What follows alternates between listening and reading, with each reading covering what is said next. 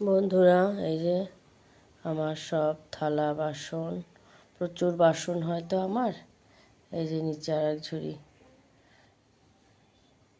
সব থালা বাসন টাসন সব মাজা হয়ে গেছে। রান্নাঘরটাও আমি মুছে ফেলে দিয়েছি। এবার মাম্মাম এখানে পড়ছে। এই যে মাম্মাম এখানে পড়ছে। ওই জানলাটাকে এখন আর খুলবো না, এটা খুলেছি, এটাও বন্ধ করে দেবো, কারণ একটু বেরোবো বাজারে, একটু পাউরুটি আনতে হবে। ও একটু ডিম পাউরুটি খেতে চেয়েছে। স্কুল থাকলে তো শুধু জল বিস্কুট খেয়ে চলে যায় বা ওটসে খিচুড়ি খেয়ে চলে যায়, আর টিফিনে একটু কেক বা বিস্কুট এরকমই। পুরো গত বছরও তাই নিল, এবছরও তাই, এছাড়া ওকে কিছু দিতে পারি না, বুঝলে তো। চাউমিন টাউমিন কিছু দেবো, ম্যাগি ট্যাগি, চামচ দিয়ে খেতে গিয়ে তো, চামচ না ফর্ক দিয়ে খেতে, কাঁটা চামচ দিয়ে খেতে গেলে কাঁটা চামচটা নিচে পড়ে গেল, টুক করে তুলবে, ধোবে, কি করবে ওই ভেবে টেবে আর দিই না। এই বছরটা অবধি ওটাই খাক, আসছে বছর থেকে তারপরে দেখবো। আবার পড়ে যাবে। ওকে এখন কটা 2 অক্ষরের বিয়োগ পাতিয়ে দিয়েছি, সাবস্ট্রাকশন ইংলিশে আর কি, পাতিয়ে দিয়েছি, করছে। প্রচুর কাচাকুচি করে মেলে এসেছি। আর ডাইনিংয়ের এই অবস্থা আছে। এই যে আমি যেমন বললাম ওই ভিডিওতে, যে স্কুলে জামা কাপড় রেখে দিয়েছি, বাইরে যেগুলো কেচেছি ওগুলো শুকালে তারপরে এটা ভিজাবো আর কি, রোদ্দুর দেখবো।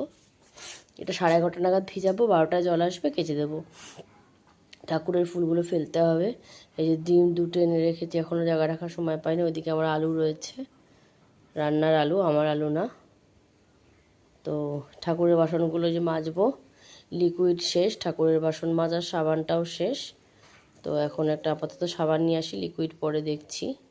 আমি তো প্রিলেই মাজি, আমি বাসন সাবানে হাত দিতে পারি না, আমার হাত জ্বালা করে ভীষণ।